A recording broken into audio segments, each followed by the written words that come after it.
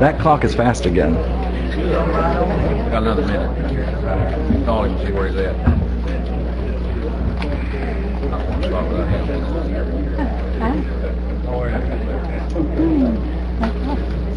Crap.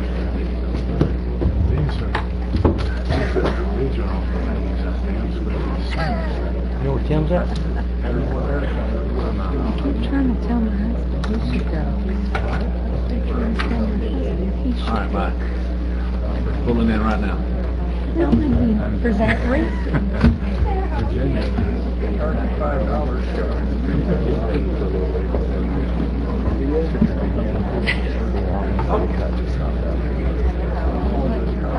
Sorry.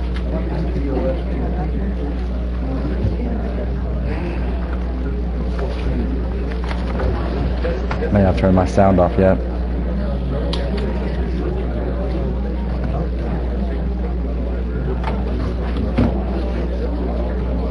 Probably couldn't find a parking spot.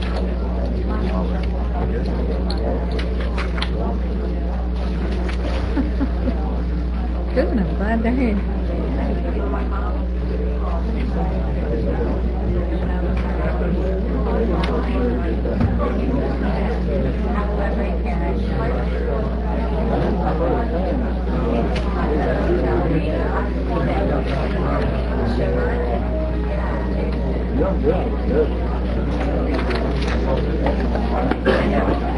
Who were your presentation? Hospice and 2 and 1. Actually, I have to have 3. The EDC. You did 3? Wow, the EDC ones were postponed 3 times here tonight. It was supposed to be 3 times here.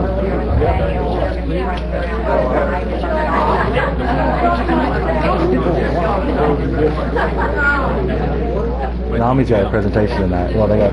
I don't know if they're plugging in. He's parking right now. We need to hold our workshop till 3 every night.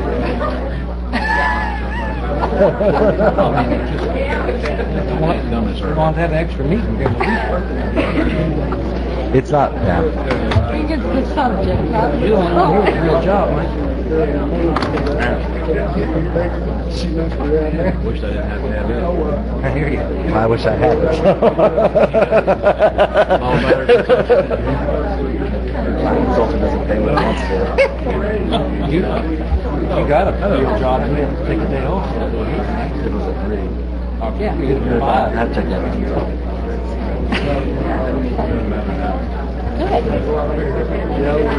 First year and a half. I was doing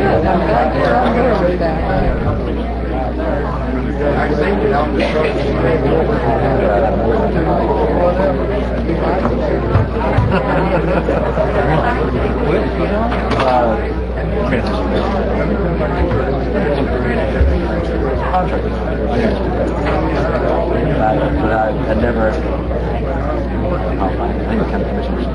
As soon as you're ready, Tim, we'll start.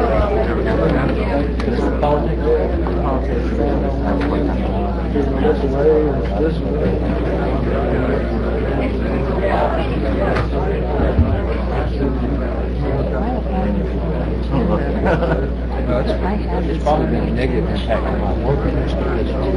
People have opinions about you. Engineering work. Building a house or whatever. Down here. Think there's anything positive about it. Nope. Yeah, whatever you are.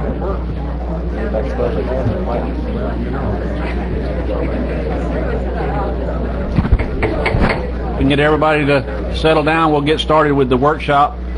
This is I think the 5th budget workshop we're about to hold, and I appreciate all your attendance.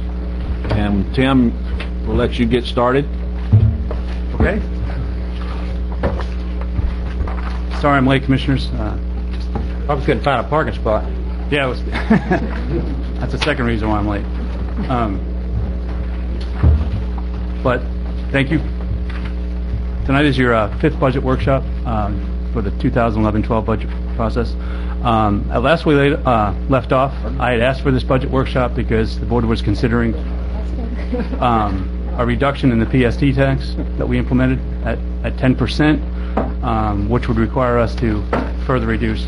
So I'm just going to go through a quick PowerPoint presentation to kind of give you an idea where we're at, and then I'm going to throw it to the board and Mr. Randy. discuss. As you Sure, sorry.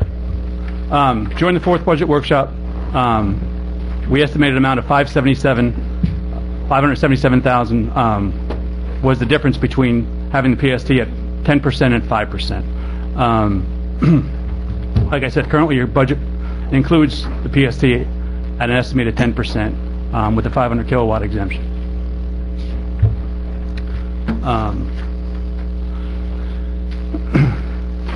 This chart includes at the various levels of the PST, you can go up to 10%, what the revenue would be based on, well, let me back up. Since the last workshop, staff has gone out and got all the information from most of our providers. I'm sure there's one or two, I know there's a couple that couldn't give us accurate information for Wakulla County as far as their revenue generated, but in our estimation, this is the best estimate that we are going to get for what this tax would generate in this county within a year. And if you recall, we have to back it down to 9 months because it really won't be imposed until January 1st. So we're basically funding a budget next year on 9 months worth of revenue from this tax. So this is kind of, in a nutshell, what the revenue would generate at the various percentages for 9 months at 95%, which is what we're statutorily required to budget it at. So that's just a quick overview of where we're at. The next table shows you what the revenue would be generated without the 500,000 kilowatt exemption that the board has currently in the ordinance. I know there was some discussion about changing that figure, reducing that exemption, or eliminating. So this staff wanted to provide you with what that revenue would generate at various percentages without that exemption. As I stated earlier, any change to the percentage that we have, if it's lower, is going to require us to reduce our expenditures. Can you go to the next slide? What was talked about a lot at the last budget workshop was reducing it down to 5%. What staff has provided for you here is what that would, what a reduction to 5% with or without the exemption would mean to each of not only the board but each of the constitutional officers. And again, these numbers are based on a percentage of the budget. So this is the impact that a 5% reduction in the current PST would put on your on the board itself and as well as the constitutional officers. And basically, what staff is looking for tonight is some direction from the board as to what level you want the PST tax to be at. Do you want the exemption to remain the same?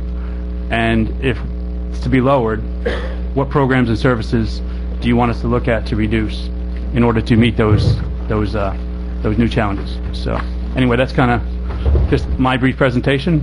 We're here to answer any questions. We can, I'll throw it back to the board to discuss. Thank you. Okay.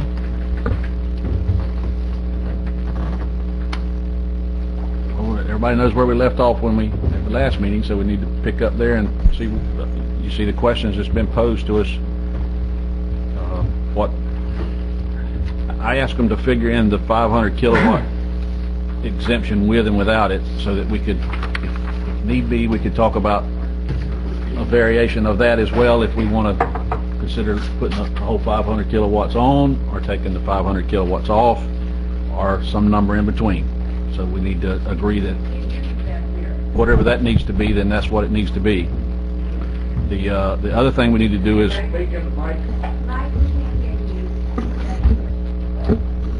what programs or contributions should be reduced if the PST is lowered. I think we need to make that the last issue to talk about today is that, but I think we just need to agree on what amount we want to impose, if any, and what amount of the 500 kilowatt on residential property, the exemption, we need to agree on that secondly. So I recommend that we set the PST at 7%, no exemptions, no more cuts. Okay, hold on now. Tim. Hold on, 7%. Mm-hmm. No exemption? No exemption. Now, I did talk to Heather about the possibility of if someone is truly what's the word, Heather? Hardship, they could have it refunded. You know, I don't want to punish anybody. I know the intention of the 500 kilowatt hour was to help the less fortunate among us, but that also applies to Alan, me, you, who probably, you know, don't need that exemption. So, 7%, no exemption, and what was this budget right here. I spoke personally to all the constitutionals, and what I suggest we do is, when we have 3 months of hard revenue numbers, that we look at where we're at. If the revenues aren't what we projected they would be, everybody shares in the cut. And they've all agreed to that. I talked to Donnie, Cheryl, Brent. I talked to Mary Dean at the Sheriff's Department. And in other words, if we do this and what happened next year happens again, it won't just be the board that has to furlough or the clerk's office will have to furlough. It'll be all departments are going to share equally. And I believe that's a good compromise. I mean, I agreed to talk about the 5%, but if we do it at 7%, we won't need to cut any of the programs we already went through, the senior citizens, whatever, you know, any department that can cut, including ourselves. Of course, we want to do that. I'm just saying no mandatory cuts. We've already done mandatory cuts, and that's my position. And I'll say one more thing and giving you this analogy. If the federal government would have followed our example, next year they would stop all deficit spending and they would begin repaying the national debt. That's what we're doing. Our national debt, our county debt, is the fact that we have spent all the reserve money out. We need to repay that. We have been deficit spending the last 3 years, probably at least. We're cutting all that out and we're repaying the county debt back. And if we do it at 7%, I really believe, I went over the numbers with Tim, they're very close to what our budget is. We won't have to cut anything else. Okay, that's yours. That's Alan, mine. what's your proposal?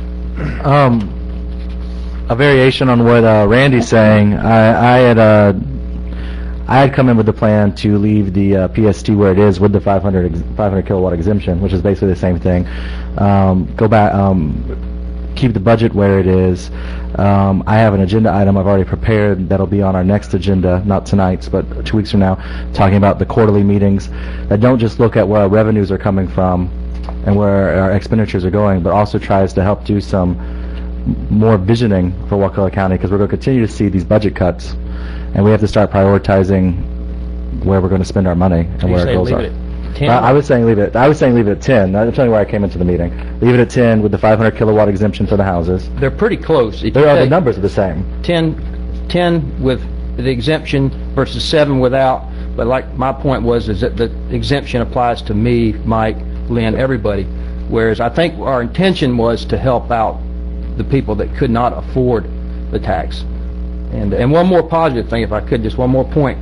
Next budget year, we'll have an additional 3 months of revenue from this tax that we're not getting this year. This year we're only getting 9 months. Next budget year we'll get 12. So when the property values go down again, which we know there are, we shouldn't really have to make any more changes. In other words, we can take the heat now and be done for at least 2 years. Following that, the goal of the quarterly workshops with the audit committee and the visioning is that hopefully as we start to prioritize where we're going, we'll have more, we can hopefully lower property taxes next year, which or at least maintain the millage rate or lower property taxes.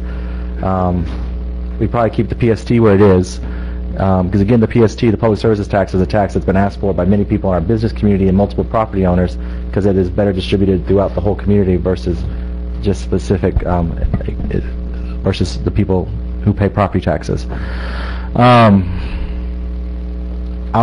still willing to talk about, and we may dismiss this here tonight, a manufacturing exemption. I advocated, and I just don't know. Okay, I'm just putting it out. That was a big hole in the revenue. And then when we get through this conversation, there are a couple other things to talk about in the budget, but I guess that's the more important one right now. Hey, Jerry, let's go. We'll go down the line, Lynn. That's okay, Jerry. Okay, I'm not going to vote for any tax.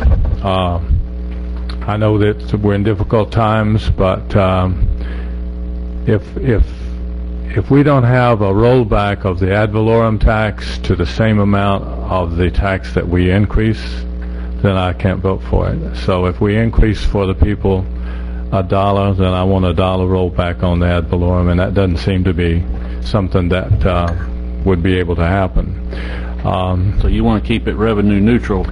Exactly. At 8.75 million. No, not I'm the not rollback. going to. I'm not going to get into those semantics. I'm going to get into the fact if we raise $1 on the homeowners He wants it to be 7.75. on the tax, then Yeah, I want them to have $1. So you want to cut the $1.2 million from the budget? I want to if I'm not going to vote for a tax unless we bring it off the ad valorem. You want to tax. cut the $1.2 million from the budget? So be that. Yeah. Okay. Lynn?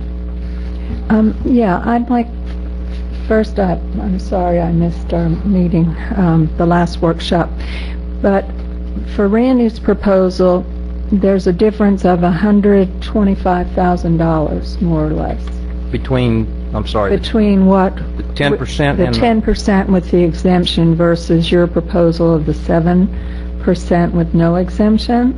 That still leaves us short $125,000, correct? Okay. So one of my questions is, and you're saying that it's okay to, I'm not sure we can we? I'm sorry, what was the I'm question? just, I think Tim is being relatively conservative on his revenue estimates. There's a couple that aren't included. Ms. Arts, I understand what you're saying. We're acknowledging there's a $125,000 hole, and we're just Sure. basically ignoring it. right. Can we do that? I don't think we can. No, we've got to balance in the end. I mean, it's going to have, that 125's got to come from somewhere. Well, you're basically, we'd leave the revenue at the same amount if it doesn't come in, and that's where the cuts would have to, first quarter review, if it doesn't come in, then we're going to have to make that'll be- $125,000 worth of reduction. That's what you can do. He can budget for 150, even though he's projecting conservatively it's only going to be 140. You see what I'm saying?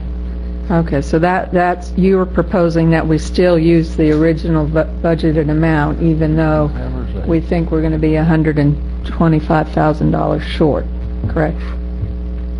Yes. And Tim, correct me if I'm wrong, you can only budget for what percentage of your estimate? We budget for 95%. 95% of it. And it's, again, I think it's a conservative estimate. And All right, I just want to make sure we're legally allowed to do that with our budget. Because you're kind of making up numbers there. Well, you're overestimating what we think it's going to be at 7%, but like I said, we don't have all the information from our providers. and that's why I want to look at it in March But- when we got some good numbers. We really need a whole year's worth of data. But Randy, what Lynn's saying, and I'm not trying to put words in your mouth, Lynn, but I'm understanding here that we got to balance the budget at the beginning. You can't wait till March to balance the budget. We have to go into the thing with a balanced budget. So you got to, if it don't generate enough to balance it, then we got to find that 125,000 somewhere. That's what she's saying. Right. See where we're at? Yes. Okay. So it's got that 125. You got to make it up somewhere. Well, my point, I guess, and I may be totally looking at this wrong, is we don't know how much at 7% it will generate. It may generate more than the $125,000 shortfall. But I don't think we, and Tim can tell you, we spent a great deal of time the other day, he and I and Will, because that was my problem. I went and met with the constitutionals again, and I couldn't sit there and look them in the eye and say, these are solid numbers. So we went back and we called everybody and said, we've got to have some solid numbers. These are about as close as you can get to being solid. There's only one gas provider, Suburban Propane, who couldn't tell us who they sold gas to in Wakulla County, which I can't believe, but they couldn't. It was just a couple small cases like that, but these numbers are about, I think, as close as we're going to get without, like I agree with you, without doing it for a while to see what it comes in. But we got to start with something. I mean, we can't just. Well, then I would be stab more in the dark. inclined personally to start higher. And that was my intention the whole time, by the way. When I set it at 10, or suggested it, my intention all along was, once we knew what it was going to be, we need to lower it to what it needs to be. Just throwing it out, if we set it at 7.5 or 7.25, I mean, what would be needed to make up that shortfall? At 7. Or cuts, of course. That's always. What would 7.5 be? Or the exact number. It'll be that another brings in 115. That other 125,000. Yeah, we'd have to run a calculation on that. I didn't I have a quick question for Will. envision that. Will Wright, but did you get the City of Tallahassee's gas providers yes. numbers in here? We got everybody but Okay. a couple little. I was just double providers like checking. Suburban Gas. Does that mean, well, that just means that St. Mark's Powder's estimate is low on what their gas bill would be. Because their gas 10% would be $200,000. They said they $2 million is what they. Well, Lynn, let them run those numbers. Can you keep going down the path what you suggest we do? Right, I just think, even though I appreciate the efforts to make sure these estimates are as close as we can reasonably expect, I mean, again, I feel uncomfortable starting off knowing that we're 125,000 short based on the estimates. And even just saying you have a verbal agreement with the constitutional officers doesn't make me feel reassured sufficiently. So I'd like to know where that 125, because it may well be lower, especially if the taxes reduce usage of some of these things. So anyway, I think we need to make sure our Out of gas tax. Tim, Hold on, Randy, let her. well, I'm talking about the revenue numbers. It may resolve it. Okay, go ahead. St. Mark's Powder, they told us they use $2 million a year in gas. Is that correct? But they're saying they already have those numbers in there. Well, 7% of $2 million is $140,000, which is more than the entire estimate. Which means that they told us high. Okay. So Because you got they may have City of exaggerated their usage of gas, I take it. You got the City of Tallahassee's natural gas. Yeah, so if they're in here, they just Yes. overtly estimated high. And also, I'm okay with getting rid of the exemption because I understand your point about that it benefits people who may not need it as well as people who do. But if we're going to be giving people hardship exemptions, then I think we also need to estimate how much we're going to give in hardship exemptions and include that in our budget as well, because then it's not 125,000, it's 150,000 or more that we have to make up. And then the other thing, I would love to not do this at all, but I would like to hear from you how we would do it without doing this. Well, I'm glad you asked. I was waiting for that. Basically, when you're running a business and you run out of money, you look around and see where you can get some money. Well, if you're not going to borrow it, then you start selling assets. You know, if you've got something to keep you afloat, then you look around and see what you've got. You sell your car, whatever. My suggestion would be that we start selling some county assets. We probably have a lot of property around the county that's not being used. Probably a lot of property we don't even know where it is. I was just looking at today that we were doing something for the turtles out where they're building the horse arena, and it seemed like we had 60 acres of upland out there that we were going to make way for turtles, which is not a bad thing.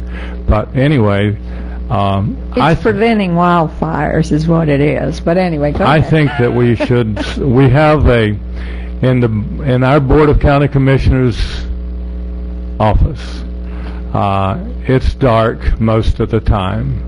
Whether you believe we've been cutting or not, there are hallways in the Board of County Commission office that is dark because we have cut people out of offices. It would be my suggestion that we sell that whole complex and move it over to the community center. We've got a community center over there that we invented. We got it by default, and then we had to pay for it. And if we hadn't done that, we wouldn't be in this budget crisis. So let's start selling stuff that we don't need. We don't sell anything we do need, but sell stuff that we don't need. And we can go from a building that's half empty, and I'm exaggerating a little bit, to a building that's totally empty. Because somewhere down the future, the county is going to need additional land to accommodate growth. and we got 20 or 30 acres over there that would do it beautifully, and we're trying to figure out a way to use the building. Do you, realistically, could this, I mean, let's say we agreed we wanted to sell buildings or property. I mean, realistically, we could sell that now for anywhere near what its value is and do it in time to pay the budget? Probably not, but you could actually, if it were me doing my business, I would borrow the money until I sell the buildings. And you say, could we sell it at market value? Sure, you could sell it at market value, very easy. Your market value may not be what you figure, but market value will sell assets. It would not be to the value that we had in it, of course. But we have, I looked on the web, and it seems like we had 3 pages of county property, line by line by line. I doubt if we're using 2/3 of those properties. That's just an idea. When I first came on the board, 6 months ago, I guess, whatever, I said, let's not, anytime somebody leaves, let's not rehire. And I keep beating that horse. Let's don't rehire. Unless the Florida law requires that we fill a position, don't fill the position. Just don't do it. We have, that's the way I feel. That's the way I would do it if I could wave a wand. I'd sell the heck out of assets. I think we can come up with that 125. Tim, if we hold off on planning director, I think you were suggesting that. That'd save 58 right there, correct? Yes, sir. And that would only need about another 60. Surely we can shake the trees enough without cutting any senior citizens or I mean, Donnie, unfortunately, through a tragedy is saying senior citizens. That's part of the deal. No, it's not. Okay. Anyway, there's been a lot of things talked about, but you keep saying that as if that's a done deal. I don't understand. I said we can do this we can do that without cutting any of the programs that we give money to. How about that? Thank you. Let's continue. I want to hear what Lynn. Yeah. Let's let her finish her train of thought and tell us her proposal. Well, I'm just trying to understand people's proposal. I felt pretty comfortable given the finances with the 10% and the exemption, because we've made a lot of cuts and we're continuing to look for ways to make cuts. For example, I'm very encouraged by the Energy Conservation Committee and what they're doing, and I think we'll see some payoffs to that next year in terms of reduced expenditure. So I had one other question, and that is, in terms of, would we have to change the mailing that we just approved? Does this have to be, no, so this doesn't, we aren't going to have any additional expense from changing this now? Dealing with the PST? No. Right. Okay. What you would need to do if you want to change this for the change to be effective on January 1, we need to have a special meeting probably around August 31st, somewhere around there, to adopt your ordinance amendment, because you have to provide that 120 days prior to the calendar quarter to DOR. I think most people, there are certainly people who don't want to see us increase anything, and I understand that. But I also know how much people value and need the services that this is going to pay for. And that's why this room is packed, because people don't want to see those services cut either. So I was comfortable with the 10%, but I think Randy's proposal, as long as we make sure it's that we set a high enough rate and make sure we've budgeted enough for hardship, that that's fine too. I don't think it's going to make people very happy. I mean, people are still going to be unhappy that we're charging anything. So personally, I appreciate that. I'd rather see it without the exemption, except in hardship cases, and keep it as low as possible. I never intended to make it any higher than it absolutely had to be, to not have to raise the millage rate. So, and Mike, do you want to speak? I'd like to, but y'all go ahead. Y'all doing a good job. Keep going. So right now, the PST as it's passed is for 10% with the 500 kilowatt exemption. If we do nothing, it stays that way. We don't have to have another public hearing. It'll go into effect January 1st. I like I like the 500 kilowatt exemption because I think that helps everybody. It helps the seniors in the room not have to pay as much. It helps the people in the families not to pay as much, but still helps us collect money. We can lower it down to 7% or 7.5%, and probably have the same amount of money. But I guess that I don't know. I'm open to the discussion. I'm just trying to figure out the best way to make it work. If you want to do that, we can do that. It just involves having another public hearing. Just to be clear on the numbers, the 500 kilowatt exemption equates roughly to $42 a year. Is that roughly? It's $3.50 a month is what that equates to. So, but when you multiply that by 13,000 households, that turns out to be a big number. When realistically, maybe only 100 of those households, or whatever. But I think it also, to some extent, I like it because I think it encourages people to conserve to be under that amount. Yeah. Well, again, my personal preference would be 7% with no exemption except for hardship. But Okay, y'all, everybody. If we went with 8%, you have the same. Yeah, it's basically the same thing. It's 20 grand more, but we without 28% without the 500 kilowatt exemption would bring in 20 grand more, which we could put that 20 grand towards more hardship money. And I think that might be actually close to what you're looking for. I don't know. well, let's see what Mike has to say. I don't think it matters, but I mean, apparently there's only two conservatives sitting up here, and Jerry's the other one, and I just want to make it clear to all you folks that are here, and I know there's a majority of senior citizens who are here, and we've been playing to you guys for the most part, but I want to put you at ease that we talked about cutting everybody, not just senior citizens, but y'all were part of the cuts, if you will, proposed, could be.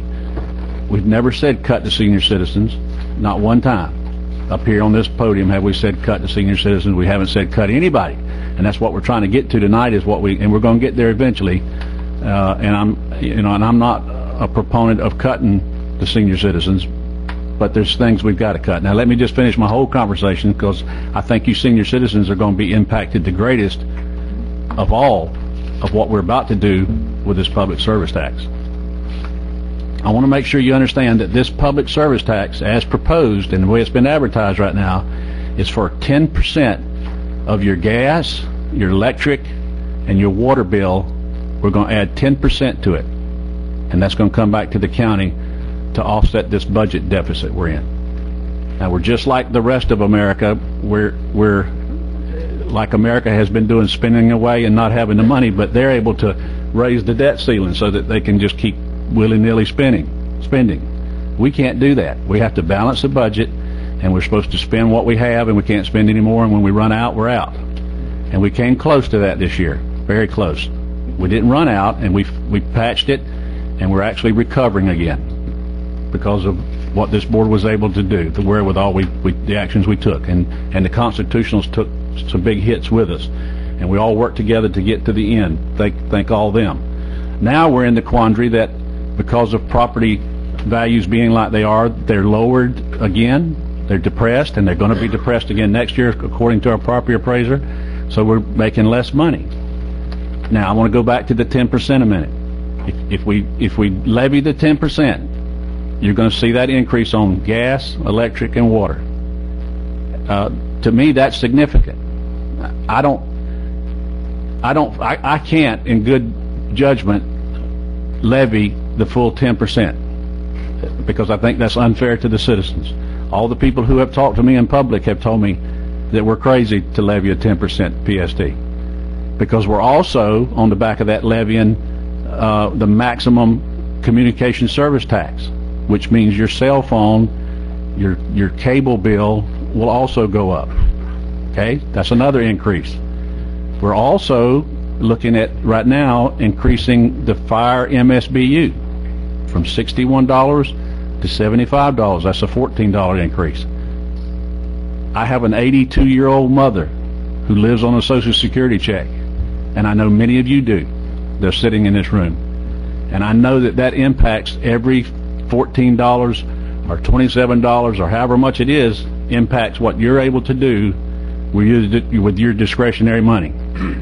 You won't be able to get your hair fixed, or you won't be able to go eat out, or you won't be able to do a lot of the things that you do with your friends now.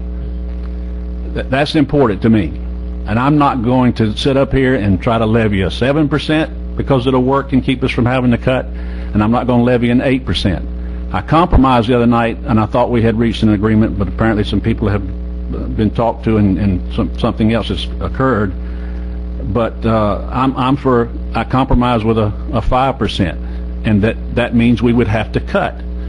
And what those cuts equal to, let me just finish before y'all run me in the ground here, is, and I ask about do we need to do the kilowatt reduction?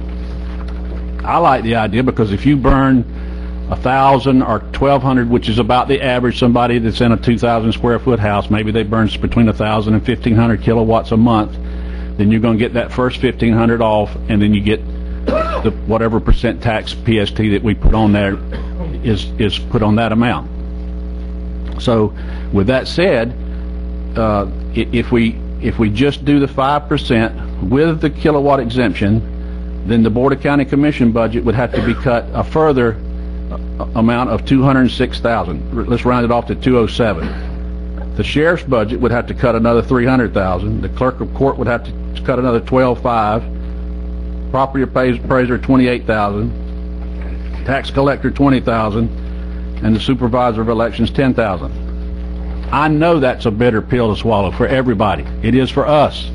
I sat down with Tim and talked about what we would cut internally in our budget, because I can't determine what the other constitutionals could do, and I don't know what they can do, and I'm not about to tell them how to do it.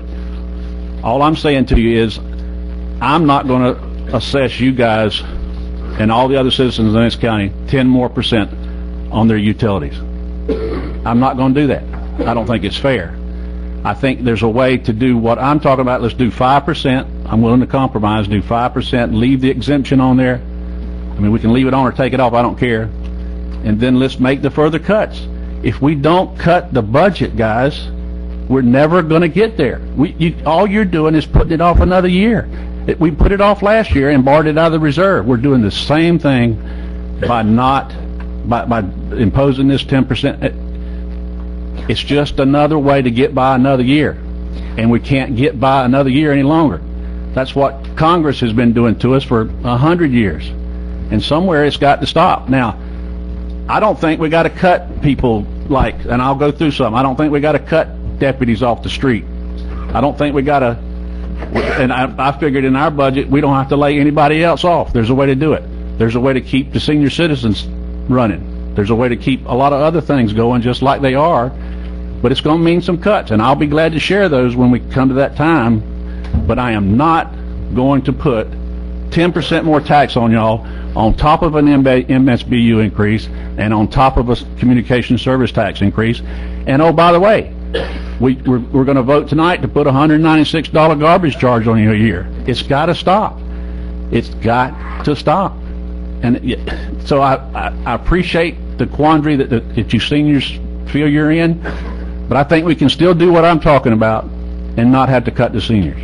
And the other constitutions are going to have to cut, and if they say they can't, then I think we're just going to have to ride the storm out and let the governor tell us that we got to either fund them or not. And when he says we got to fund them, I'm going to say to the governor, you show me where to get the money, sir, and I'll give it to him. I don't know where to get the money. It's not to be found. It's not that we're hiding any money. That's the bottom line. I appreciate your passion about wanting to save, the minimum additional assessments that we need. And I'll support you on 5% if you show very clearly how we're going to cut that either 151 if we don't do the I can do exemption that. or 200. And I'll do that right now if you'd like me to tell And you. then I would like to hear from each of the constitutional officers about realistically whether you can make those cuts, because what we've seen in other years is if they don't make them, then it falls on us, and we're looking at even more cuts than what you're going to describe we can make. And I already see how much slower and ineffective our government is just in the recent layoffs and losses of employees. Everything is taking much, much longer to get done if it gets done at all. So anyway, please. This is the way I would find the money in our budget. Is that y'all can turn to that page 4 in your handout we got. I don't know what it is for you guys. That may be the same page 4. If you look at potential cuts, now ours may be made up a little bit different than yours, but here's what I'm suggesting: is we cut the tuition reimbursement program. Just start under general administration, general reimbursement program. We cut the transfer to Fund 154 to judges' travel and OPS position, $11,100. That's not state mandated. That's just something we've done out of the goodness of our heart, and we can't do any longer. We can't do those feel-good kind of things anymore. What the tuition reimbursement program? What is whose tuition are we reimbursing? It's any of us, any county employee who goes to school, college to further their education. So the fire folks that have to get certified. Any or of us, whatever. anybody who wants to further education, and you take college classes. Once you complete them, you turn your paperwork in, and you're reimbursed. All right, and then this. And it's very underutilized, by the way. And then the second is the Transfer to- judges. Yes. Judges travel and OPS position. Right. And what it's saying is it's judges travel for it. I don't know if is that to fund an OPS position as well, or is that for travel for the OPS position? Okay. Which I'm told we can do without. Okay. We don't have to fund. We're not required. I'm talking about stuff we're required to fund. Okay? All right, and then the next line, the rentals and leases for the sheriff, that Oak Street building. I've been trying to work with Mary Dean and looking at options.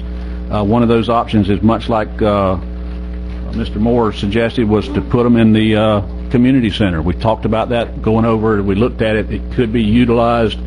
Maybe go over and petition the back half of the building also, that those people could occupy that. That's a building we pay for now, and they could use, so that would save us $50,000 there. The next one is the Appalachia Regional Planning Council. I didn't want to fund them before, and I don't want to fund them now. It's not required. The next one is the CRTPA. We get absolutely nothing from the CRTPA, and I want to cut them off. Can I say something on that? Yes, sir. Okay, I have spent quite a bit of time with the CRTPA. I know Randy's our delegate on that, but I was dealing with him on some other things.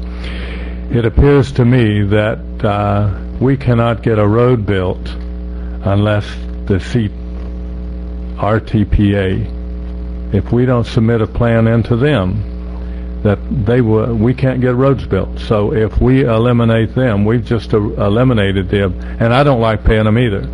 But I don't agree. They go ahead. I'm sorry. Okay. It appeared to me that the state, the DOT, in order to have a road built, has to send that request through the CRTPA, and they in turn have to approve it.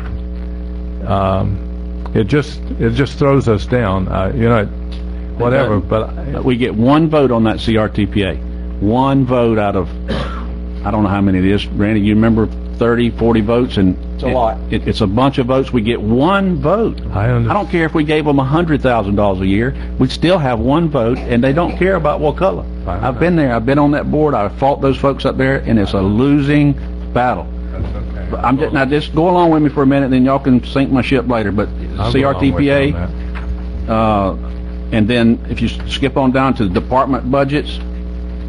Now, this is just talking Board of County Commissioners, that we have responsibility for. Where it says planning and zoning / code enforcement is one vacant position that we don't fill. This is going to become vacant in October. We don't fill it. That saves us another 58.6. If you flip over, I would suggest. Could I just get clarification about, I know we're laying off one person in planning and zoning, and then that we're waiting to hire a planning director, so what is this other position? That's planning director. The director. So we aren't going to hire the And this planning plan director? is not to be, yeah. I would say no, we don't hire it, and we put it off for another year. Oh, You bet. goodness. We've done fine. We've done fine. Melissa Corbett is, and the girls that help her are more than qualified to carry that job for another year. I agree with you. Mr. Stewart, we skipped over the county reserve fund of $380,000. Isn't that not, I don't want to touch that. you don't want it, so that's not in your... It's not in my equation? I'm giving you the numbers. Let me keep going. You That's skipped- not one of So them. if you don't mention it, you're not talking about it? Right. Okay. You skipped rec park also. I'm not through yet. Okay. Okay, and then flip over to the next page. If you go down to the recreation line Okay. of $23,970, that's a vacant position that's been there for at least 2 years, I think. I know it wasn't filled last year at all. I'm sorry, where are you? $23,970, the recreation. I don't know if you have that number in there. but Yes. That's, We that's got the it. number. $23,970. Now, if you add all those up, can somebody do that for me and tell me what that number comes out to? 163,280. Okay, so now we've just found 163,280. We've not laid off anybody. We haven't cut the senior citizens. We haven't done anything in our budget except those things that I think we can do without for a year until we get well. And then we're still at 5%, But you, and that gets us to almost between the 151 and the 206. Now, I'm asking the rest of you to help me find the rest of that balance of 206 in here somewhere. Now, laugh if you may. I'm not sorry. I'm being serious about cuts. I sat down and I spent a lot of time doing this, and I'm asking you to consider, guys, this is the inevitable. We cannot keep moving forward with the budget and not cut it. Well, I've always, and guys, I have sat up here, and y'all know, you can go back the 12, 14 years I've sat up here, I have always said, let's increase. If we got it, let's increase. If we got it, we don't have it. We have nowhere to generate it from anymore, and we're spending more than we make. And we can't do it any longer. All we're doing is finding a new tax to put on the people to generate the money. Well, That's the bottom line. That's what you're going to get, folks. You're going to get 10% more. We aren't talking about cutting the CST. We're not talking about cutting the MSBU. We're not talking about taking off the garbage assessment we're about to put on you. These are all new taxes this year. This year. Where does it stop? Well, one difference with this year, though, I think, is that we're rebuilding our reserve. We're paying back the money that from the jail bud revenue. So I Yes. think it's not as if we're just maxing our spending. We're also holding back to replenish those. So in that way, we're doing more than we would have to otherwise. But I'm with you on everything except for the planning director. Okay. And I want to get a little more information about this Oak Street building lease. Okay. Well, and the Oak Street building lease, I can tell you, we've been working with Mary Dean, and Mary Dean, you're welcome to come up and correct me if I'm wrong. We have a lease that's overpriced, and Donnie, you can come talk to us, or Sheriff, whoever needs to, but it's overpriced for the lease. We think, I've asked, to look at what other buildings cost in this time we're in now, and I think that building's overpriced, and they need it. We got to house them. That's part of our agreement with the sheriff's office, is that we house their folks, and we have a building. We have a building that's sitting idle that we can go over and petition off and give them the 4,500 or 5,000 square feet they need for their detectives, and have an adequate space for them to work out of that's sitting empty right now. we're risking though losing that legislative appropriation if we put them into the community center. So I guess I'm wondering, I don't think so, Lynn. I mean, tell me If we- why. because construction has to start this Start it. November. Start it. I'm ready to With start it. them in it? Yes, they said that that's not an issue. We're going to construct outside the grounds, not inside. Yeah, we're remodeling the Let's whole remodel the inside. rest of it. Let's remodel the other half that we don't give them, and the sanctuary part, and let's build a structure outside. I mean, don't narrow it Well, down what- till we can't do it. Well, guess I'm exploring other options, Donnie, Mary can you Dean. come up and tell us if And, our and sheriff, before I'm the sorry, sheriff comes up, as the sheriff comes up, I think we all actually share a similar idea about this, but mine's different from yours in that I would like to see this move them into the building on the short term, but I think we should be using that money, and I briefly talked about this, and the money that we've allocated now and the money we've allocated for the future for this to build them a new building. Well, you say that because the other option is we're going to move them into the community center and they're there forever, because it's not like we're going to find more money next year to replace the money we aren't spending this year. I'm not suggesting they be there forever, Alan. When we get well and the 1 cent sales tax builds itself back up where we can use the public infrastructure portion of that, then let's build them a building. But we got to put them somewhere now. And I agree with you on the now, and I just want to talk before the sheriff comes talk so he can address He's all of there. this. So he can address all of this. We've budgeted for the last few years $50,000 a year to pay for this rent. I would say move them to the community center now, save that rent money for this year, use it as a down payment, use property we already have over by the sheriff's department, and figure out how much it would cost to build them a new facility, and take that money and put it towards that, and never have to pay rent for them again, because they'll have a new facility. Interest rates are an all-time low, and we'll put people to work. Let's don't build a new facility, let's use these properties I want the we community got. center to be a community center. I haven't changed my position, by the way, what I suggested first, and we're here to debate, not argue. I understand. And And I have my opinion too. That's fine, and I'm just telling you my opinion. Okay. I'm not asking you to change your opinion. I'm just telling you why I'm going to do what I do. okay, Mike, could I just throw some other ideas out related to this building? Yeah, but let the sheriff. Well, let me put those out in the, okay. Patience. What other buildings possibly, I mean, there are buildings where we have fewer and fewer employees. So instead of the community center, what about, I mean, I know the health department has fewer employees, our building inspections, our planning and zoning. Can we move, for example, can we move planning and zoning or building inspections together or into our building and give them some on our complex? Or I would like to explore some of those. Those are, I think, Sheriff, you tell us, are all those possibilities. Very good. First of all, the property appraiser and I guess our tax collector beat me to the punch, and they've already met what they pledged to give back to the board.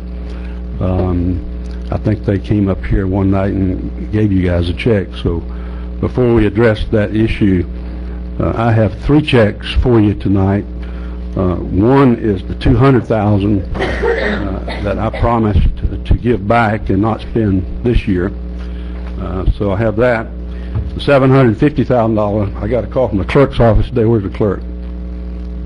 Mr. Clerk, if you want to come up and get this. You'll be glad to. I don't trust anybody else to have it. There you go. And of course, I want to mention that we have now, at this point, met our full obligation with respect to the jail bed revenue. So the next 2 months will generate $500,000 more than the 2.4 that we projected. So you're going to get another $500,000 out of the revenues over projected. So that'll be coming in the next 2 months. This month for July, we gave you a check for $280,000 in jail bed revenue. So you get another one next month, and another one this month, and another one the following month. With respect to having to move out of Oak Street, it's really about we have our patrol and CID there. Occasionally, we have to bring some pretty tough customers around that area. That has concerned us about moving over to the community center. I've talked with Commissioner Brock. I think the uniform guys to go over there. Some of the CID. We wouldn't put our narcotics people over there because we'd have unsavory individuals possibly unsupervised around juveniles. So, but that's an excellent facility. We went over and looked at it. It would work perfectly. We could co-locate there. I think we could bring some things to recreation, maybe some mentoring, maybe some inmate labor over there, maybe some additional maintenance that we could help out with, and it could either be temporary or full-time. You guys make that, and ladies make that decision. It's perfect for what we do. The area that the county judge used was superb. It would make a good shift change, when we change shifts. So it would get us by until you decide what you're going to do. Are you talking about using both of the buildings or just one? Just about half or a little over half of the one. Okay. I have a question, Sheriff.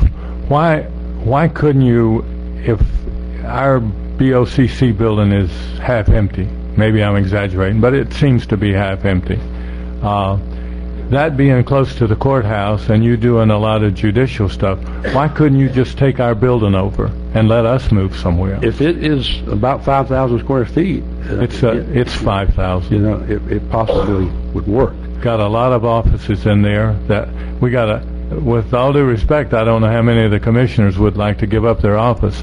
I use mine. I'm on the telephone all over the place. I use my office very little. I appreciate it. I really, if I had to share it, I would just work out of my truck. I did that during the election. But anyway, when you put the public safety next to the courthouse, that's where you do all your business in a certain whatever. It would be my suggestion we just move out. Contrary to what Alan says, I don't like the community building. I think we wound up with it accidentally. We had to pay for it. I think we ought to use it, but we're looking for a use for it. We're just trying to, and we've got a use for it. We can move people around. That's my opinion. Okay, and that's a valid opinion. Go ahead, Mr. Sheriff. As one constitutional officer, and you asked that we speak, we've already cut $600,000 this year.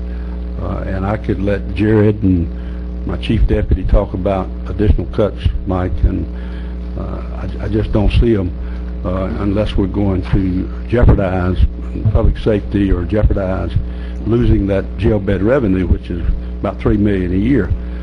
Major Miller is here. He can talk a lot better than I can about the jail bed revenue and how vital and important it is. It creates about 20 jobs in this county. And it also reduces the jail budget, if you didn't have it, by about $1.5 million. So if you took away that contract, you could lay off about 15 correctional officers. But you'd have to you'd cut the budget back to around 3.3 million. It's at 4.5 right now. But you'd still have to come up with $1.5 million out of your pocket. Because the jail budget right now only costs you $1.5 million because you bring in $3 million.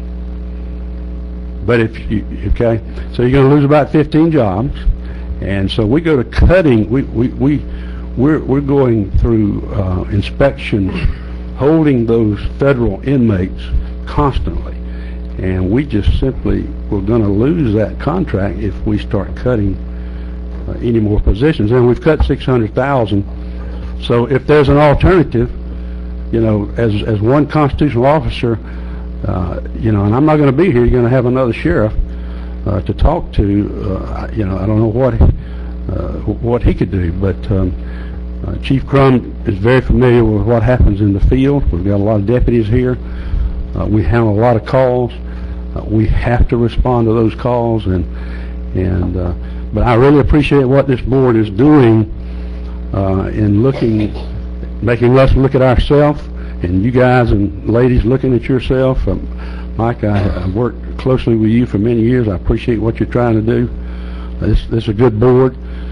You started off with you've had deficit spending for the last 3 years, not all of your thought, and I admire what you're doing.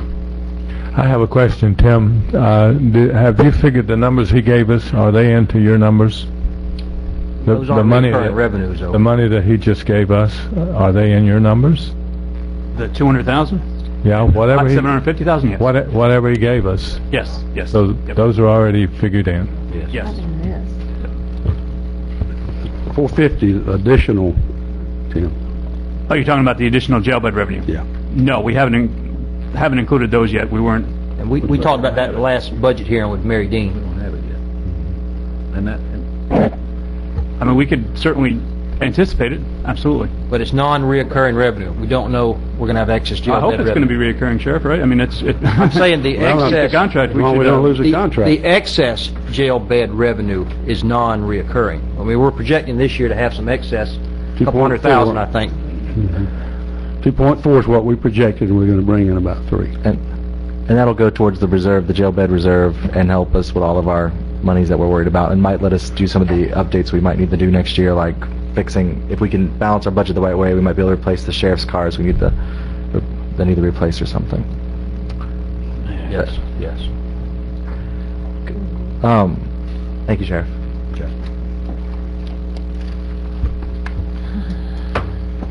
Mine? okay, I mean, that's where I'm at. I've told you where we could cut and find the money. If y'all want to push ahead and put 10% on the people, then y'all go right ahead. I will not do it. I said 7 is what I'm suggesting. Won't put 7. We cut, okay, I know what you think, and we'll cut the rest what out you of the think. budget. Cut it wherever. You got to cut it somewhere. 123,000. I think we can pretty easily find that by not hiring the planning director. And, you know, like I said, unfortunately, tragically, Mr. Sparkman has a staff reduction. I think we can find $123,000, and it's 2% more than what you'd agreed to. If we had a reserve, we wouldn't even have to be here. If we had $3 or $4 million in the bank, we wouldn't need to be going through this. We don't. We've got to rebuild our reserve. No. We have to stop deficit spending that's been happening in the I last disagree. several years. We're rebuilding. That's what we're doing. We're rebuilding. We're not increasing taxes on a spending If we spree. had, Randy, it's not true what you just said. If we had $2 or $3 million in the bank is what we had last year, and we used that money for the last 3 years to balance the budget, and now there's no more balancing. Now we've got to rebuild that so that we can be in good financial standing. I agree 100%. I agree 100% that we not only we stop the deficit spending, but not only that, we're paying back that debt that we borrowed from ourselves. Okay, I'm going to say this, and I'll be quiet. This board is on the edge of right now putting the biggest single 1-year increase in taxes to the people that's ever been done, I think, in the history of this county.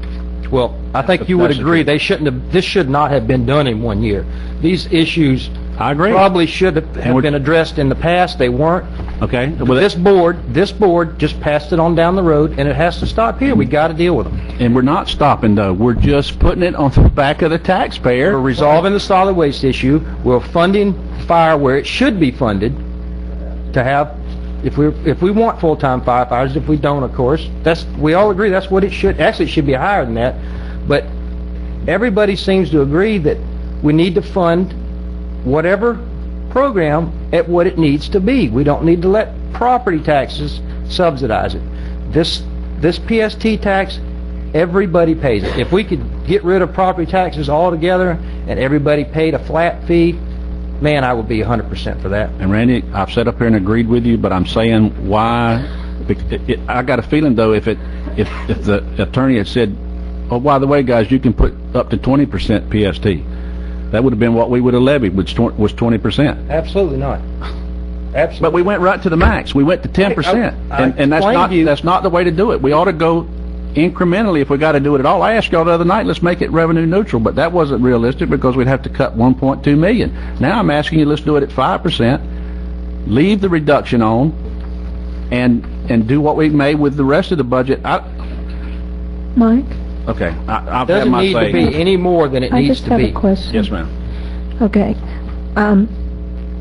I like the idea of only doing 5%, even though, and I think there's a way maybe to work things out with the Oak Street rental, with maybe without definitely deciding now where they would go. But and even if they only take half of one building, I think we could probably, at the community center, we could get started on renovations and not lose our legislative appropriation.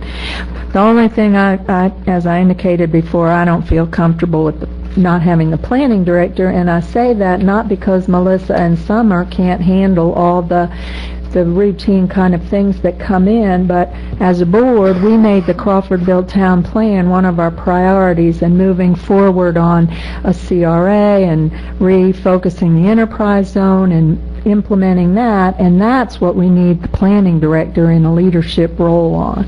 So to me, that's the one place I'm not on board with you, and that's $58,000 out of what was Mike's total, 163,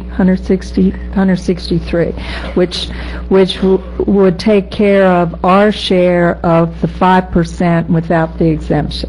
Now, be mindful, Miss Starks. Wait, but the sheriff just got up there and told us he couldn't come up with his 220 to 300,000.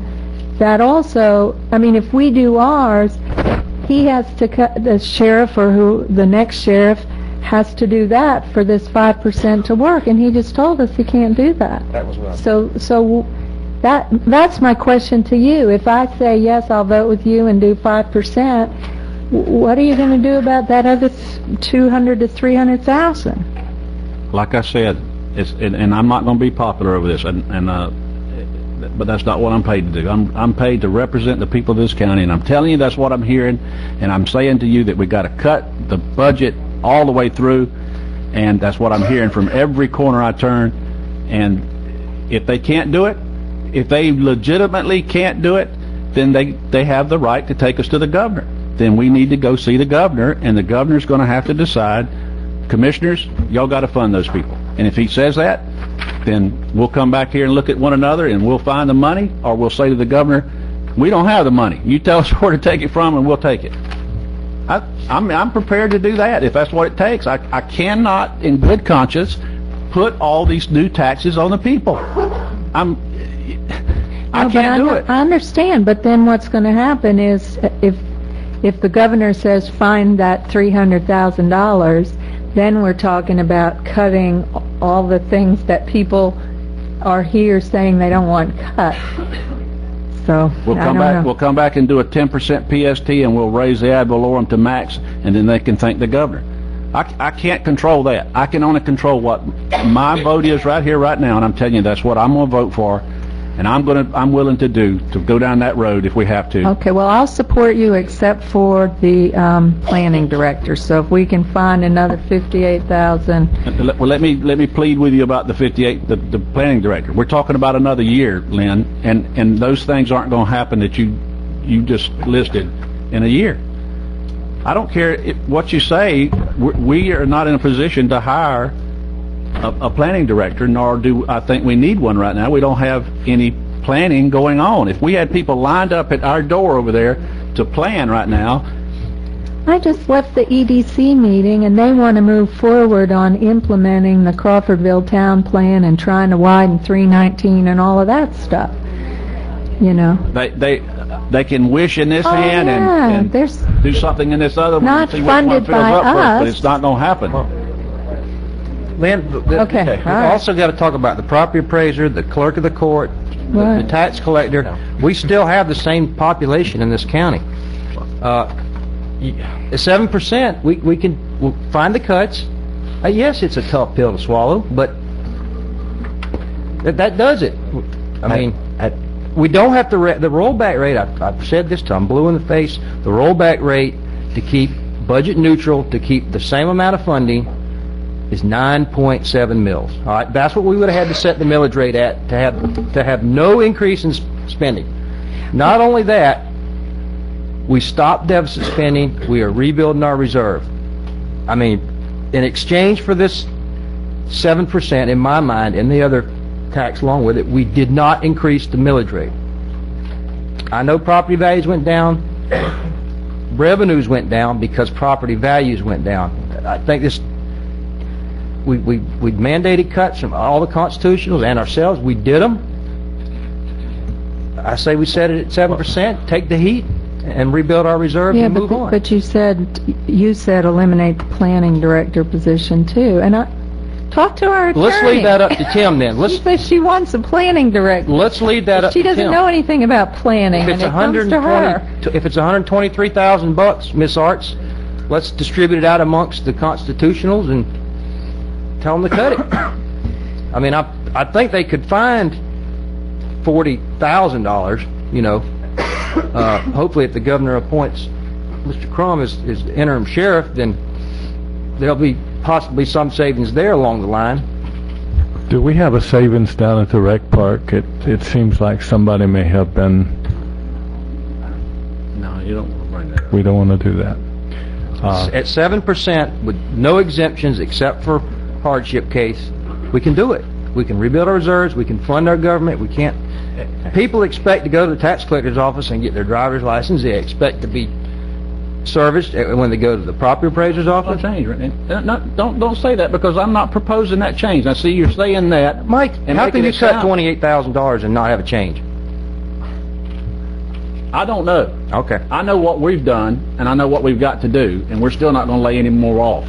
We cut a grader, for example, right? We cut a grader, or two graders actually, Yes. to save money. People are going to notice that there's two less graders grading our dirt roads. All I'm saying is, it's not like there's a bunch of fat out there we can just cut off, and here's our savings. We're cutting into the muscle.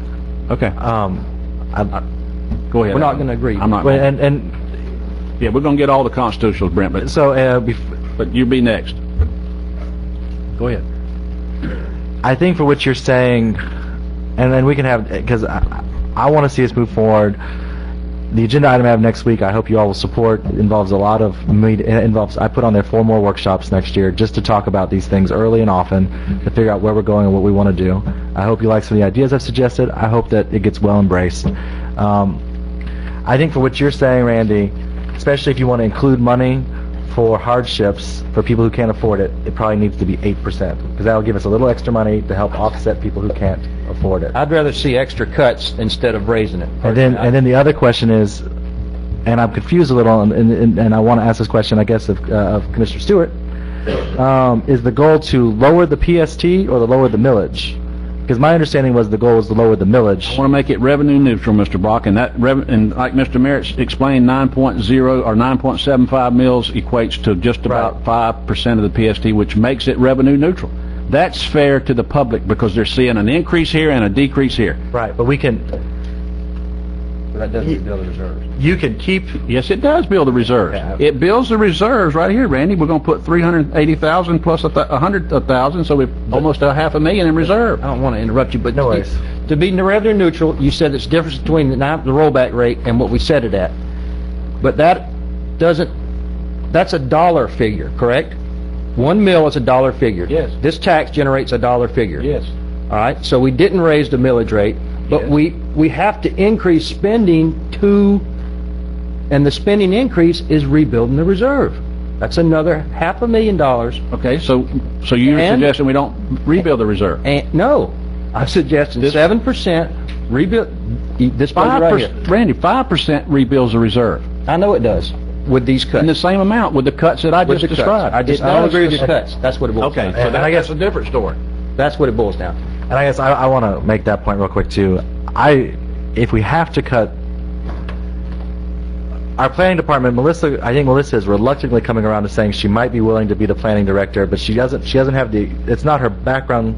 She's been working in that office, but it's not her background. She's reluctantly going to take that job if we force it on her. If we tell her it's that job or her job.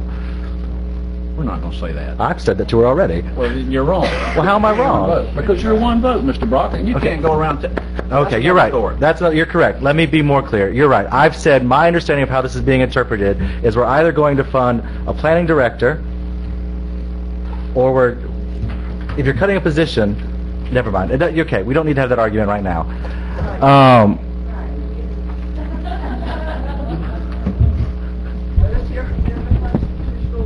I want to say I'd like to see us have a planning director. I'd also like to see us, the $50,000 we have in rental space, if we decide to move the sheriff's department into the community center, you're giving up on that money, and once you get rid of that money, it'll be a decade before we can find money like it again. Once you cut out our budget, because our budget's only going to go down every year, our budget continues to drop every year. So if we take 50 grand out, so does everybody's paycheck.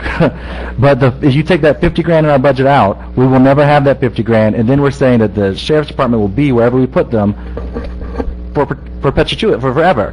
So we're giving up on that back half of the community center being part of the community center. It'll be the sheriff's department. And that's an option we can make tonight. But I would rather see us plan for that to be a short-term solution, fix the problem with the sheriff's department not having enough space, move them there, and then however long it takes to pay off the new building, get rid of having a rental bill, and make that work, and cut that money in the future, put that money back into our budget in the future. That makes sense to me. Okay, let's get Brent Thurman, clerk, come on up, please, sir. And we'll go through all the constitutionals if y'all don't mind. Thank you, Mr. Chairman. One of the things y'all were discussing is, a plan to cut a certain targeted amount out of your budget without having to do layoffs and that type of thing. And,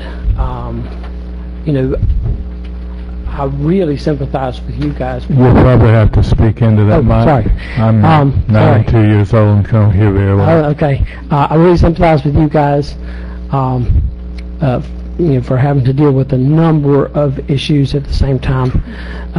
But I did want to give you a sense of our office.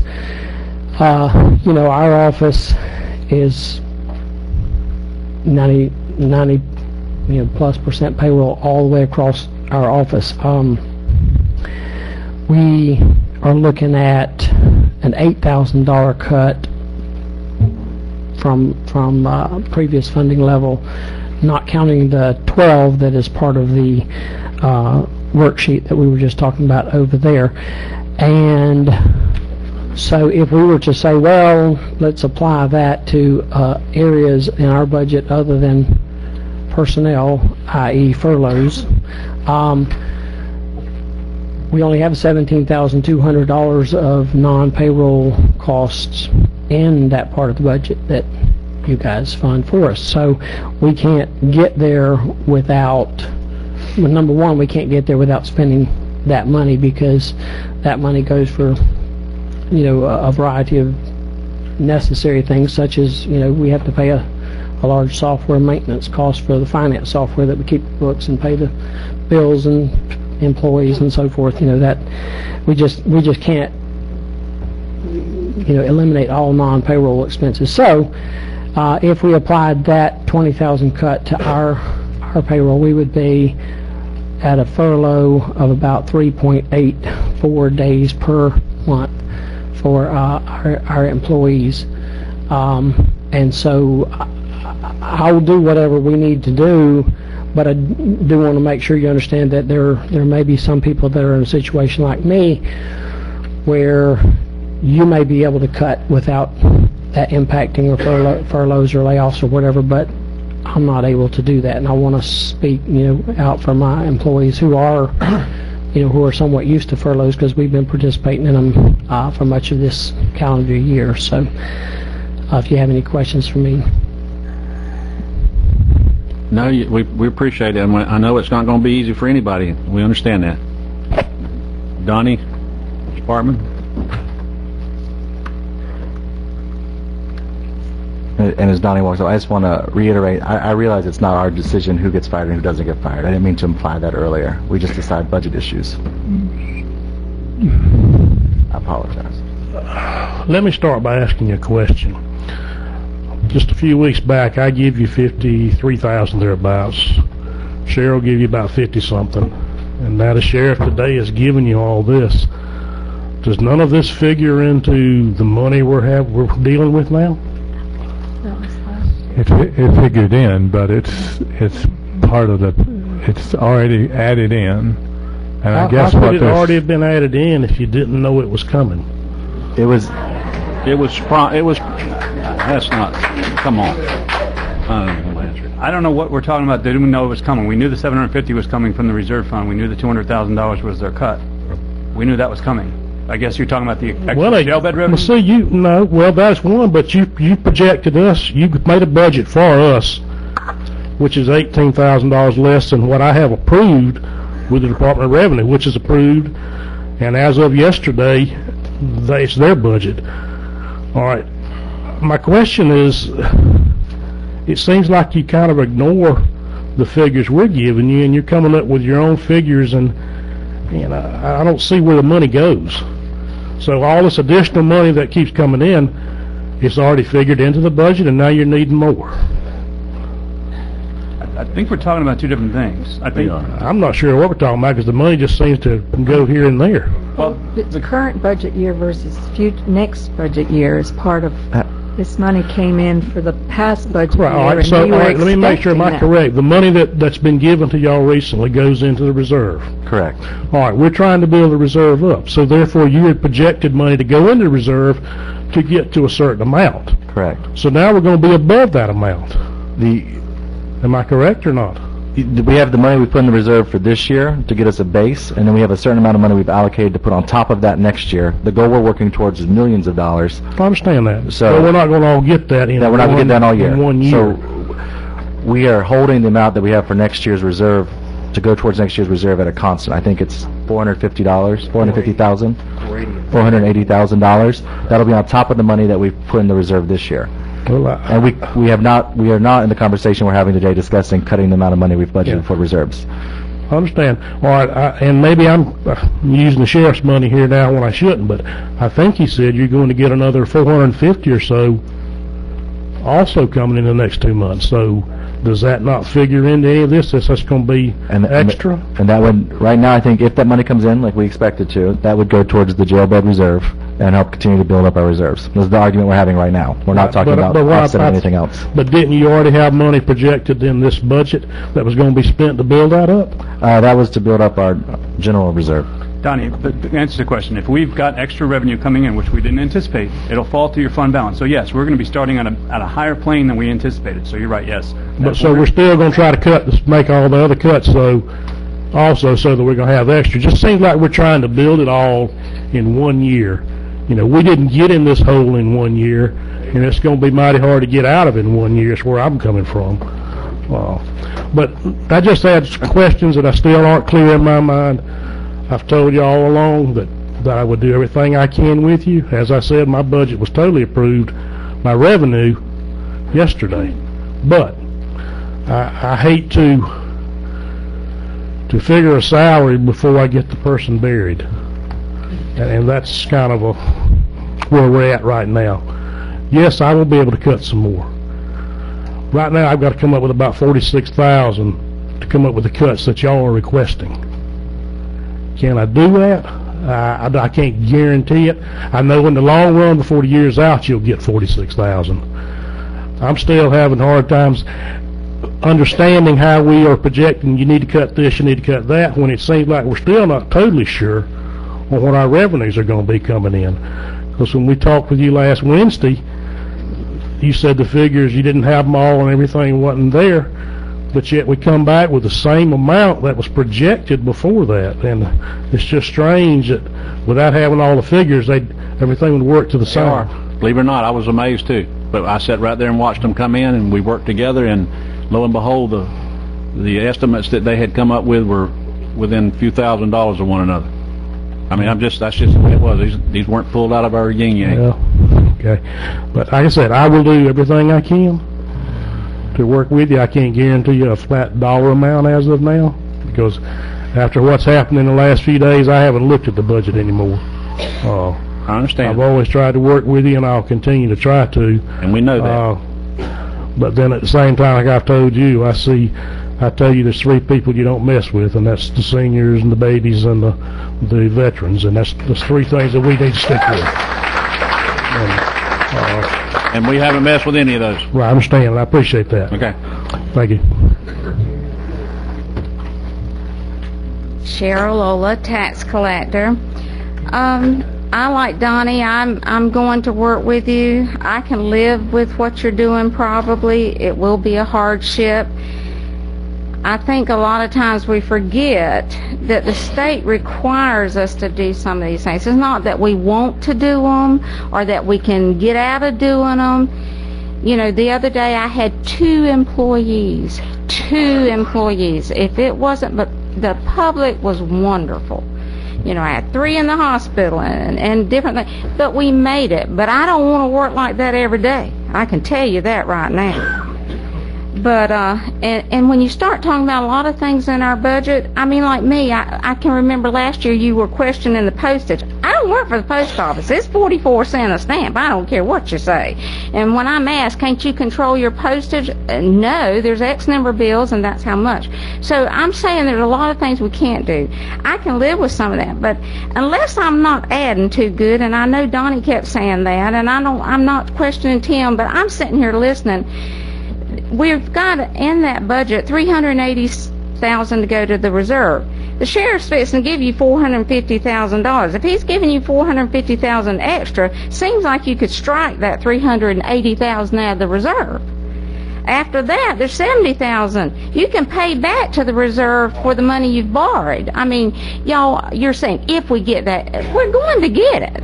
I mean, he just gave you checks for it. You're going to get it. So it seems like we can go ahead and cut it out of there. I mean, you just keep saying that if and if and if. Well, all this other if Miss Lynn's talking about is the same token. But he's going to get that money, there's no doubt. He also made a recommendation of taking money from the MSBU, and he said he forgot that. I'm going to let him explain that a little better. He has a dispatch person. We've understood that. That was in some of our audit recommendations. That's about $500,000. None of that's come up, and I'd rather the sheriff do that. But what I'm trying to say, I don't think we're battling each other.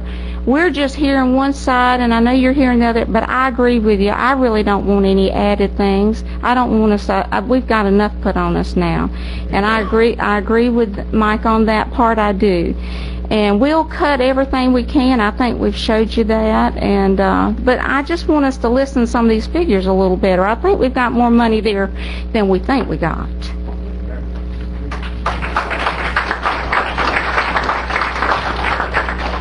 I asked the same question, really. If the sheriff is saying that he has all this money, and it may be coming down the road and fairly quickly, then we ought to factor, even though we may not have it, we should factor that in before we do these other things. We should accommodate that money that is possibly coming in before we make some of these other things. I can't see why we can't do that. Right, Wells? Well, I'm going to be like the rest of them, I guess. You know, after a while we quit bleeding, and it starts to hurt. This year, my projected budget for next year for a 2-election cycle is $60,000 less than the last one we went through, and that was in '08. I can't cut anymore. I mean, yeah, fire one person, I got to be me and one other person. You know, it just can't happen. Since '09, January of '09, when I took office, we went through that budget year, and we have cut continuously ever since. And, you know, we got a job to do, and we got to do it. And I don't want to give any less service to the people by having to shut the office down. So, you know, cut me if you will. I don't know then what we'll do. 3 of you will be on the ballot next time around. Then, you know, we got to get the money to run it.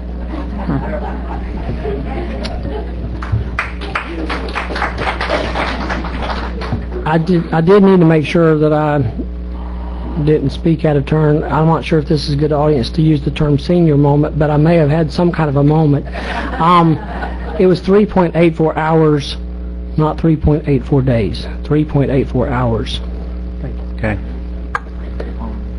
Could I ask a question of Tim? Okay. Several people have talked about the additional revenue that the sheriff says that we're going to receive this year.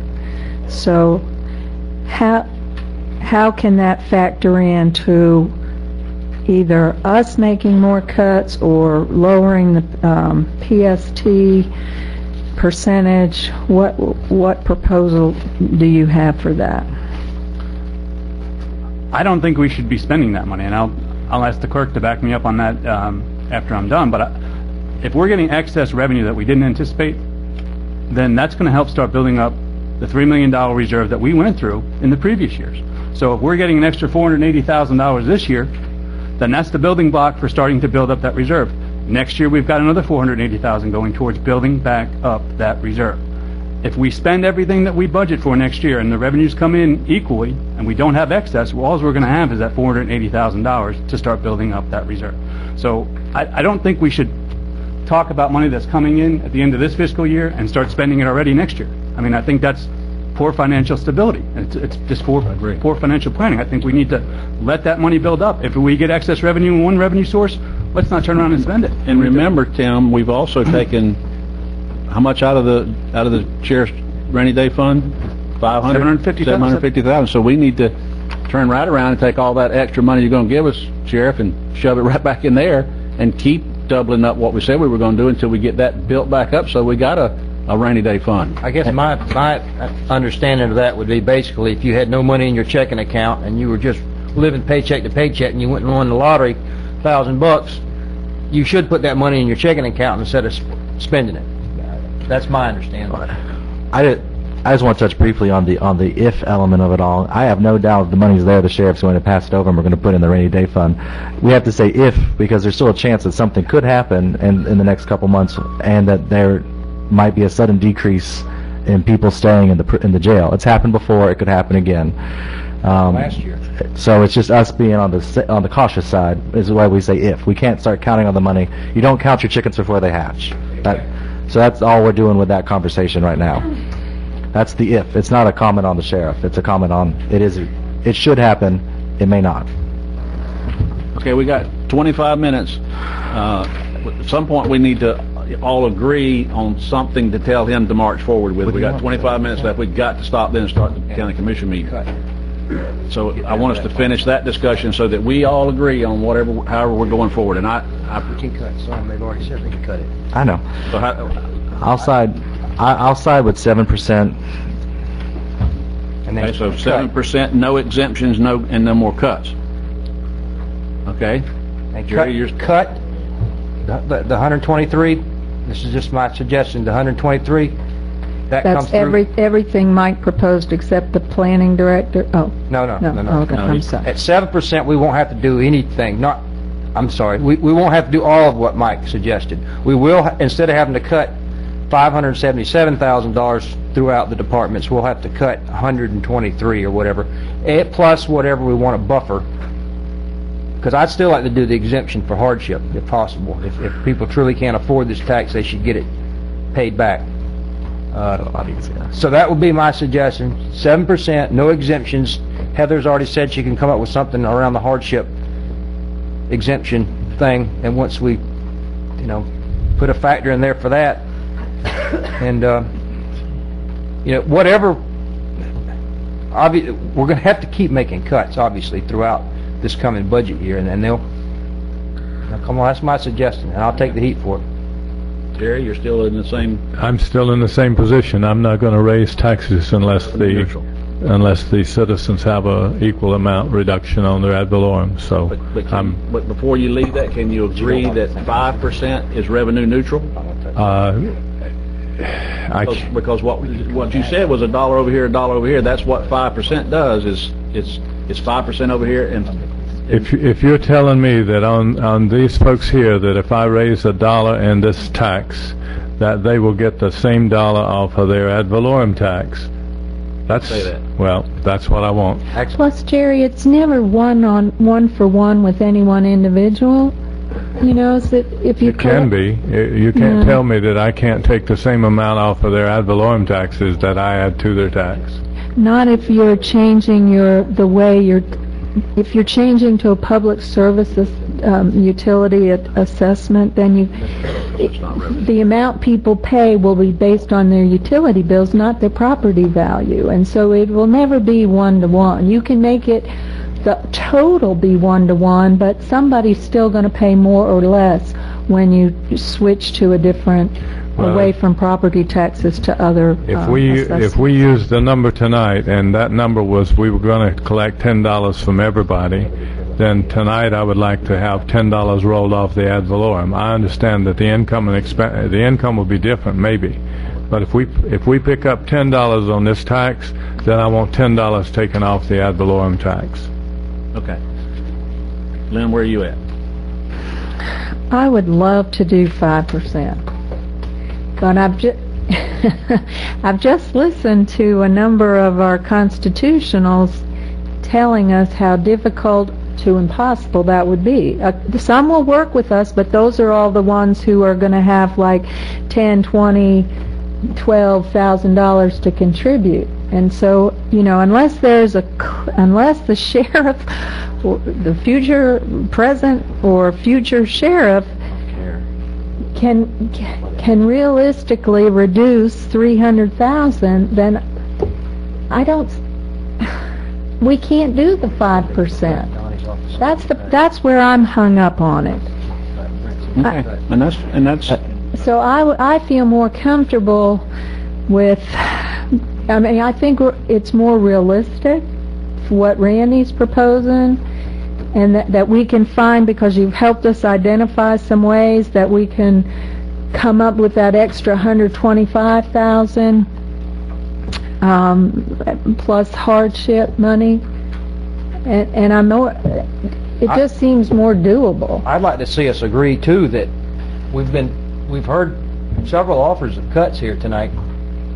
I'd like to go ahead and move forward with those cuts, and when we come back in March, maybe we can lower it down to 5.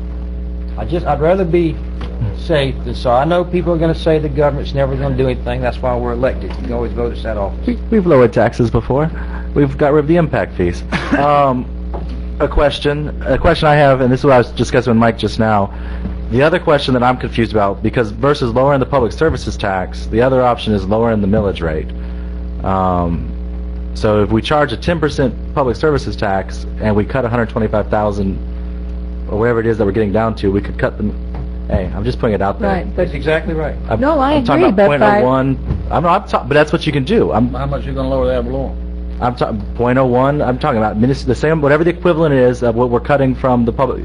When we drop from 10% to 7%, there's a drop in money that we're collecting. We could keep collecting 10% and take that drop in money and cut it from the ad valorem. You're talking about cutting it below 8.75? Yes.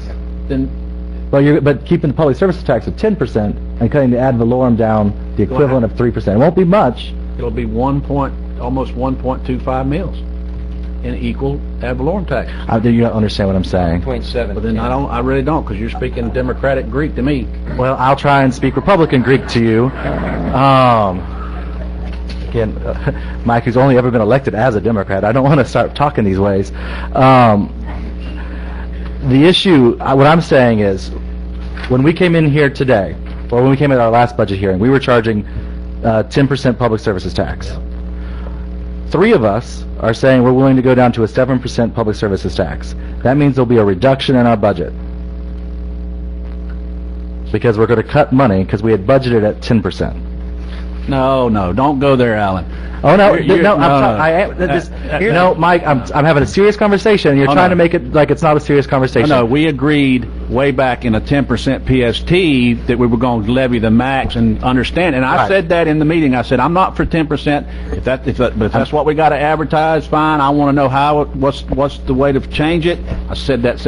Okay. No, I'm asking the question I'm asking because I don't want you to get angry about this. I'm not angry. I'm just telling you you're going down the wrong road. Okay. Let me try to talk for you, Alan. Do you understand? Yes. He's saying that we're not going to do this, all right? First of all, so don't get upset. We're not going to do it. But if we left the PST at 10%, we could slice off $400,000 out of the millage rate. That's what he's saying. Whatever millage that equivalents to, I think it's a little less than half a mil, 0.4 mils. I think 1 mil is about $1 million. Is that correct? Right. Yep. So theoretically, if we left it at 10, which we're not going to do, we could reduce the millage rate by 0.4 mils down to 8.35. That's what he's saying. Because I'll put this out there. and everyone can hate me or love me, whatever way you fall on these things, I would rather see us lower the millage than lower the public services tax, because the millage is continuing to drop every year, and we know that I know that 8.75 will bring in less next year than 8.75 brought in this year, so we're going to have to cut next year. If we keep the public services tax at 10%, it will bring in the same amount next year that it brought in this year, maybe even more. So keeping the public service tax high and cutting the millage means that we don't have to cut as much in the future because our budget levels will maintain. My commitment to next year is, if we have the ability in March and we realize that tons of money have come in unexpected from the public service tax, I don't want to lower the public service tax. I want us to cut the millage rate next year, because I would rather lower property taxes, which fluctuate and are causing us our problems, than continue to fiddle about with the public services tax that should be, we're brand new to it. We're going off of the way it's worked in other communities in the past. Should be a constant source of income, and what brought in $1 this year should bring in $1 next year, versus what brought in $1 this year bringing in 75 cents next year, or $1 bringing in 90 cents next year, because that's really what happened, dropped by 10%. Basically, I guess what he's saying is 7% PST at 8.75 mils is the same dollar amount as 8.35 mils at 10%. Even though we're not doing it, that's what he's saying. I understand. And that's what I would rather see us do. Okay. But And you said it 100 different ways. I'm interested in that, but I want to know what I heard. 400,000. It's not 400,000 though. I was going on a full year figure, Ms. Arch, not the 9.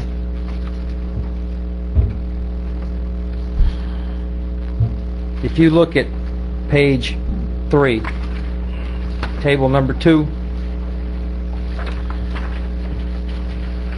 and you look at the total potential revenue for public service tax without exemption, at 10% it's 148. I see what you're saying. And at 7% it's 1,027,000. Basically, Okay. 400,000, 400 and change difference. That's what his point was, I think. Yeah, Right. Okay. Right. And so that would lower the millage rate from 8.75 to what? 8.35 roughly. I think that what we're talking about this year is Tell much me the exact smaller. amount, I can tell you the exact millage rate. Actually, that's 12 months of revenue too. Yeah. That's not, You're talking I didn't think we were seriously going to talk about it, but I was just talking about in general. If you look at it in a 9-month period, it's a little less than 400,000. So it wouldn't be that much. Well, we're talking about something we're not going to do. Not this year. I can't imagine we're going to do that this year. Why? But why not? Because I'm not going to put 10% PST on the people. But then you would. Okay. I'm not going to do it because... Okay, I get it. No worries. All right, let me finish it because we need to wrap it up. But let me We have just a say couple this. more questions to talk about. Did let you me get an finish. answer? Two things. Okay. I compromised the other night with 5%. We started at 10. This side of the table over here was full 10%. I compromised in the middle. Now we're back tonight compromising in the middle again. Well, guess who's look which side it's swaying to. It's the pendulum swinging bigger to the 10% side. Let me finish. I'm just saying, compromise is a compromise. I compromised in the middle. And now you want me to compromise in the middle again. Now I've gone way over to the other side if I do that. Guys, if we do 10% this year, if we do anything above 5 this year, and we don't do some serious cutting, we're cheating the public. And let me finish and say this. The whole idea is, if next year we come in here and Donnie's Department, because the way the things are, and Donnie's already told us in a meeting that it's going to be another 4 to 5% reduction again next year. That's what we're looking at in deflated land values. Then we have nowhere left to go. We're already almost to the max at 7, and we certainly would be at 10, and we have nothing else to tax you. We have an extra except quarter. to go up on the ad valorem No. taxes. That's the only way to get there. That's all that's left. There's an extra quarter of revenue, Mike, next year that we're not accounting for this year. So theoretically, this year we're budgeting for 3/4 of revenue. Next year we'll receive 4/4 of revenue. So we certainly shouldn't, even with the drop in property values, we should not have the risk. I'll buy that. And let's hope that it works that way. I'm not so sure that we're on the conservative side. I'm not sure of that. You're on the audit committee, correct? Yes. Okay. if we do go this route, and I know you're not going to support it, then you'll be on the committee that's going to look at the revenues and say, we can reduce this tax. You vote against it, that's fine, your conscience is clear, you come back in March, you come back to us, you say, look guys, we can do this with 5, you're on the committee. And then nobody can say that, well, the government, this and that, you vote against it, and I accept that, and I'll move on. You'll be the one to oversight it. Then people will, I mean, obviously you don't want it, so they should have some trust that you don't want to keep it. You see what I'm saying?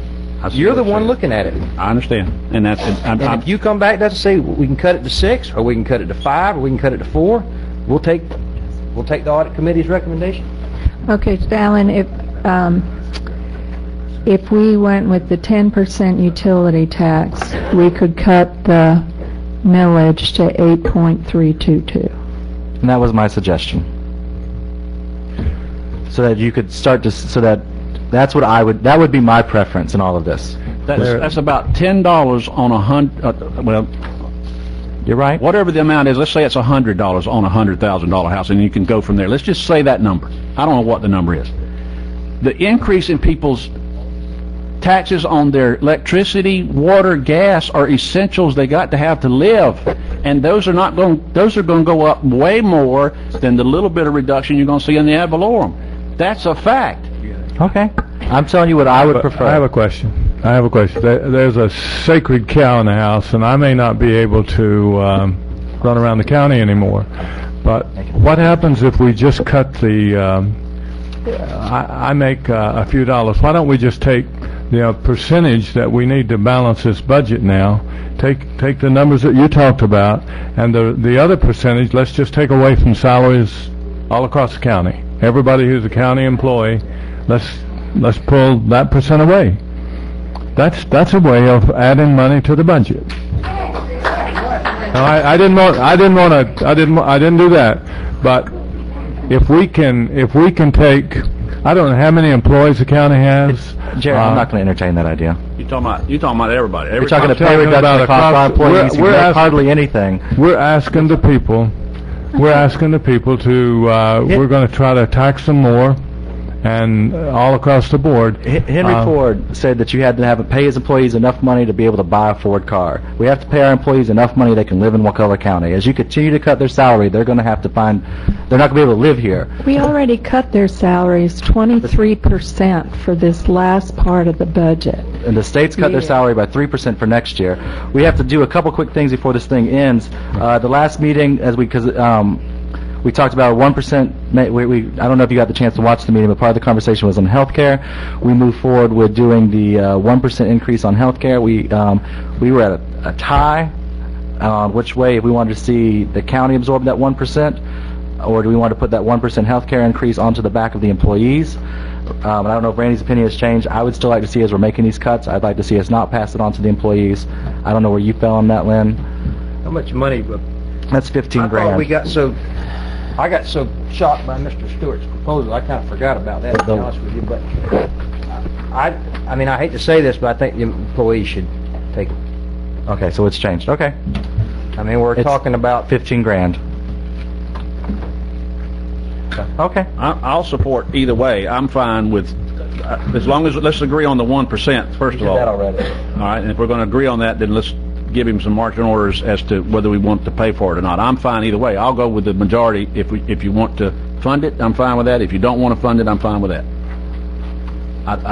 We've done nothing for our employees over the last 2 or 3 years as far as pay. Of course, neither has the school board, but they can't afford it either.